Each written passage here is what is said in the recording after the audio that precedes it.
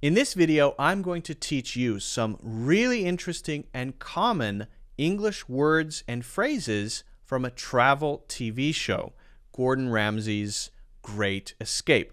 It's a very good show. You should watch it, by the way, but we're going to be looking at useful words and phrases in context so that you can actually use what you learn.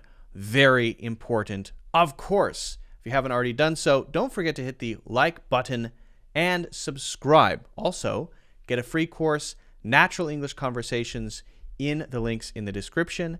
And now let's get into the video.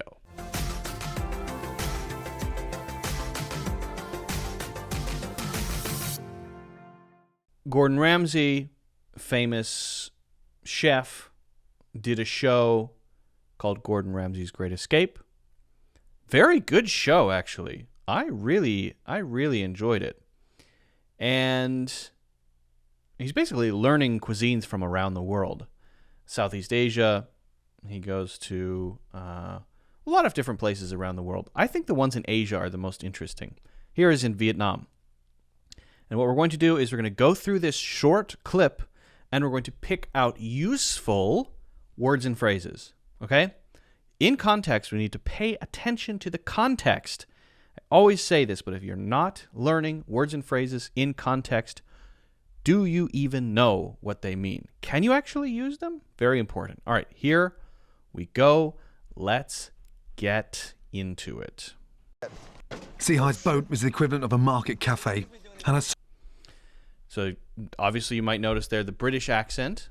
Okay, he's a British guy. You probably know that. Gordon Ramsay, he's pretty famous, right? Okay, let's start over. Sea High's boat was the equivalent of a market cafe. The equivalent of a market cafe. That means it's like that. It's another way to say that. We won't write that one down, though. And a soup recipe is the ultimate in fast food. But that we are going to listen to. Ultimate to in fast food. Hear that? The boat ultimate was the equivalent of a market cafe. And her soup recipe is the ultimate in fast food. Her soup recipe is the ultimate in fast food. Her soup recipe is the ultimate in fast food. So let's talk about the ultimate. If something is the ultimate in something, it is the gold standard, it is the best, it is the one that you should look to if you want to be really good, right? This is the ultimate in something.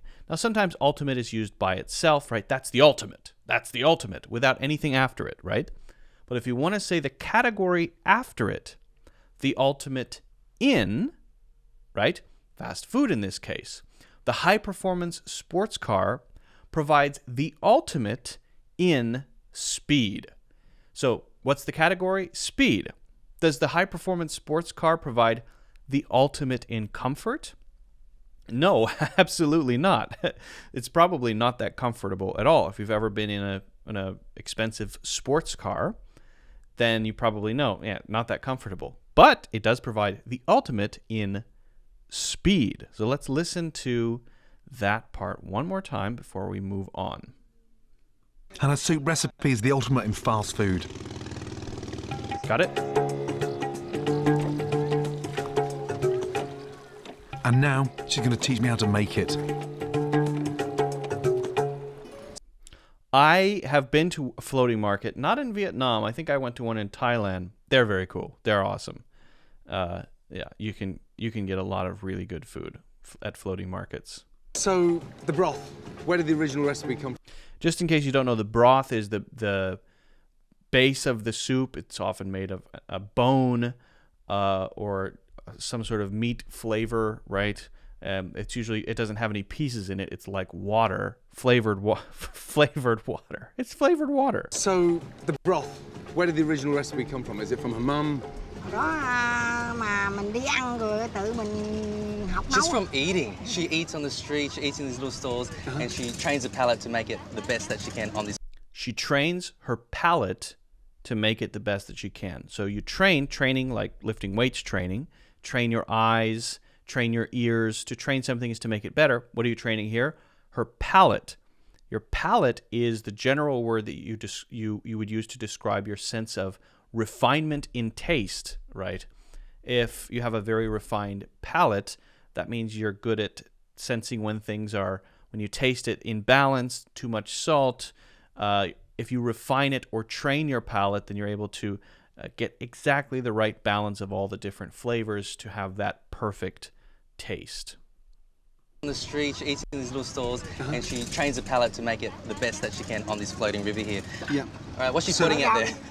So that is the... So we've got banana blossom there, Yeah. bean sprout, Yeah. and then shredded water spinach stems. Yeah. And throw some vermicelli noodles behind you. Yeah. So here we just got some hot water, boiled Yeah. water. So just gonna be a lamb tap. Okay, so she cooks it very, very quickly. Now in Vietnamese cuisine, the clearer the broth, the better. Right. All right, now I want you to pay attention to that structure. I want to play it again. I want you to listen to that, the something, something, the better. See if you can catch that, and then we're going to talk about that, all right? And I'll put that up there. Listen to this part. Cooks it very, very quickly. Now in Vietnamese cuisine, the clearer the broth, the better. In Vietnamese cuisine, the clearer the broth, the better. This is an extremely useful structure in English, but let's just say the better. Now, usually we're going to have a comparative here, but it doesn't have to be an Here he says the clearer the broth. So you can have a comparative and then a thing. The smoother the better. The clearer the broth, the better. The thing that's stable is the, and then the better at the end. That's the stable thing, right? We could say, for example, the faster you go, the better. The faster you go, the better, right? Or maybe if you're talking about reading retention, for me, the slower I read, the better. That means the better is maybe how much I can understand when I read. I like to read slowly, and the slower I read, the better. You could also say the slower I read, the more I understand, right? But the better is probably the most common piece of this structure. So here we have the clearer. Clearer is the comparative. But you could have a more here, for example. The more I read, the better. The more I understand, the better. Well, obviously. But it's pretty flexible in there, right? The clearer, the better. So you don't have to have something there. You could just say that. The clearer, the better. The faster, the better. The easier, the better, right? But if you want to put something there, it goes after the comparative, right? The clearer the broth, the better. Now you might say that sounds odd, with a bunch of thes there. The clearer the broth, the better? Yes, that's right. That's right. It might sound a little odd, but it is an extremely, extremely common structure in English. So listen to this part here. Very, very quickly. Now in Vietnamese cuisine, the clearer the broth, the better. Right. The clearer the broth, the better. Okay? All right, let's go on. Let's keep going. I mean, it looks like it doesn't have much flavor, but if you sip it, it's just, wow, Yeah. very complex. Si Hai's trick is to put the dish together in seconds. You hear that? There's a word there. Trick. What? Trick? What's that? But if you sip it, it's just, wow, Yeah. very complex. Si Hai's trick is to put the dish together in seconds. Si Hai's trick is to put the dish together in seconds. So if you hear trick, the trick is, her trick is, Si Hai's trick is to put the dish together in seconds. This is the essential piece. This is the thing that's different from others. This is the one little thing that you need to know to do it perfectly. This is the thing that makes the difference between good and bad, or the difference between good and great, for example. The trick to learning words is to learn them in context, right? And then put them into practice. So that's the trick. If you just memorize a bunch of words in a list, that's not going to work. The trick to really mastering vocabulary is context, seeing those words in real situations. Okay, so let's listen to that once more. Si Hai's trick is to put the dish together in seconds. It's just, wow, Yeah. very complex. Si Hai's trick is to put the dish together in seconds. Si Hai's trick is to put the dish together in seconds. Okay, now let's keep going. We're gonna go right through this. We're going pretty quickly here. But and let me know if you have any questions or if any of these are not clear. I'm trying to give you a clear sense for what they mean and how they're used. But if you find anything's not quite clear, just let me know in the comments. Sure, it retains its Vietnamese crunch. Ooh, that Vietnamese crunch. Makes me Thank you. hungry. Wow, that is delicious.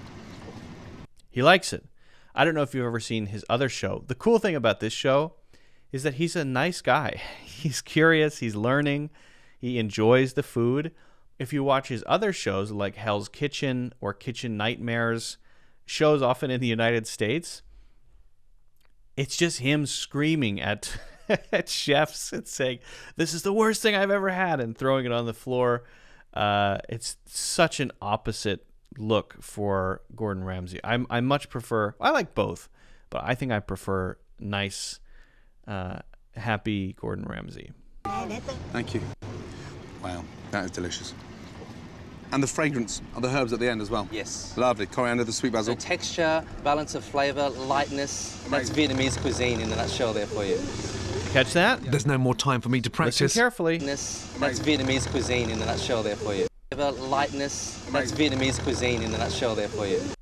That's Vietnamese cuisine in a nutshell there for you. Vietnamese cuisine in a nutshell. What do you mean? He's eating from a bowl, not a nutshell. What's wrong with this man? Can't he see that Gordon is eating the soup from a bowl? Nutshells are too small to eat soup from, I would say. Yes, that's right. But that's not what nutshell means.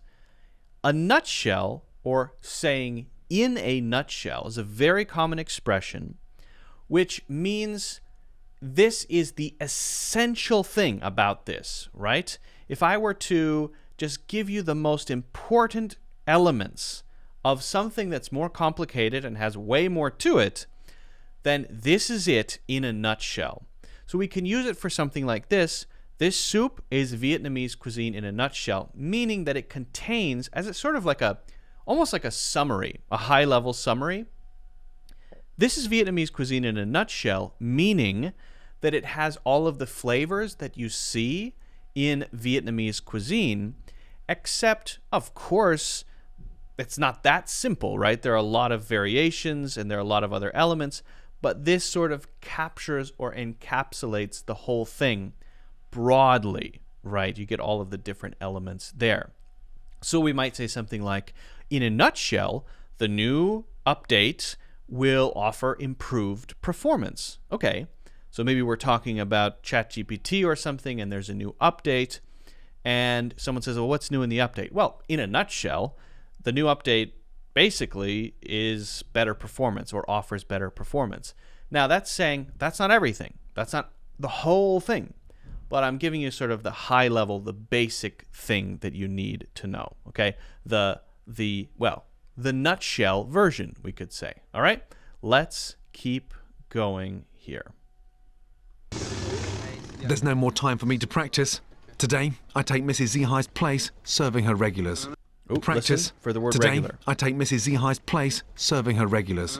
Serving her regulars. Now, you probably know what the word regular means, especially as an adjective.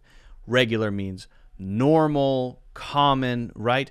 I'm just a regular guy. Oh, these are fairly regular sense of style, regular restaurant, a regular something. But if you are a regular as a noun, this is different, right? A regular is someone who frequently goes somewhere. So maybe Danny used to be a regular at this cafe until he developed a gluten intolerance, right? That means he went there frequently. He usually went there when he would go in, the people there say, hey, Danny, good morning. Everybody knows him, right? He is a regular, right? I'm a regular at that coffee shop. I'm a regular of this cafe. Now, we wouldn't say that for something like your employment because you have to be there.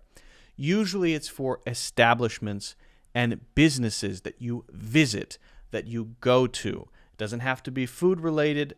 It's often cafes and things like that, but it could be other types of shops and establishments and places, or something like a park. Oh yeah, a regular at that park or at the beach. So it doesn't have to be a business.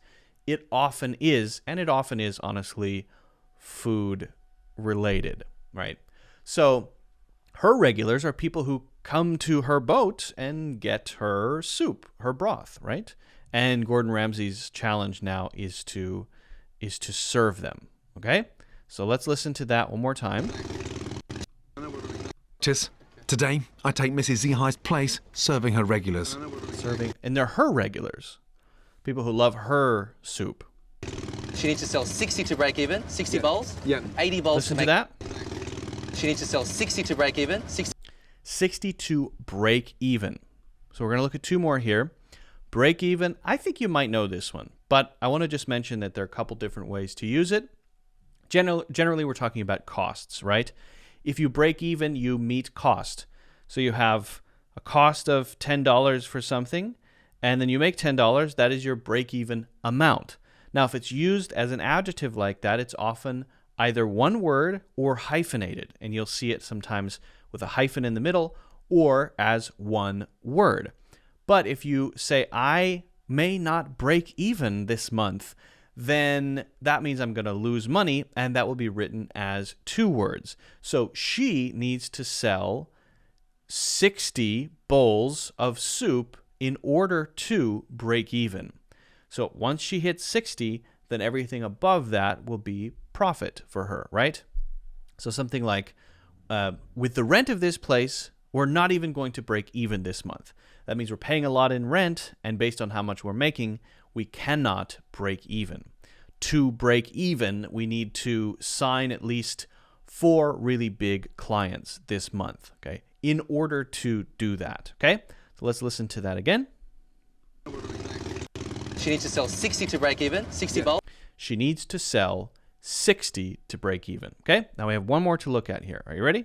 Yeah. 80 bowls to make some money. Okay. So roughly 80 bowls to make some money. So she has to sell 20 bowls over in order to make enough. make around $10 a day. Incredible. How much does that go for? Less than $1. Less than Less $1. than $1. So we're looking By the way, how much does that go for is talking about cost. How much does it go for? Basically, how much does it cost? It's a kind of casual way to say it. at 50 pence. Christ. Shall we get to work? Yeah. Shall we get to work? Now, I don't know. I feel like you may or may not know that. 50 pence. Christ. Shall we get to work? Shall we get to work? Shall we get to work? Let's get to work. Let's get back to work. Shall we get to work? That means, hey, let's get started. Let's do this.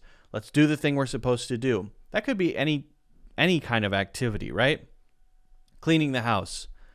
It could be getting back to a project that you were working on, right? I need to get back to work, right? You took a break from doing something. Maybe you're painting a picture. It could be any kind of thing. You can call it work. It doesn't have to be your employment. It's a general phrase which just means, hey, let's do the thing we're supposed to do. Let's get back to it. So we talked about get to work. We talked about break even. We talked about a regular. We talked about things being in a nutshell or in a nutshell. We said the trick. We said the clearer, the better, the more, the better, the easier, the better. And we talked about the ultimate. So if you have any questions about this stuff, let me know. If you want to try your own examples, put those in the comments. If you haven't already done so, don't forget to hit the like button and subscribe. And also, grab a free course, Natural English Conversations, in the links in the description.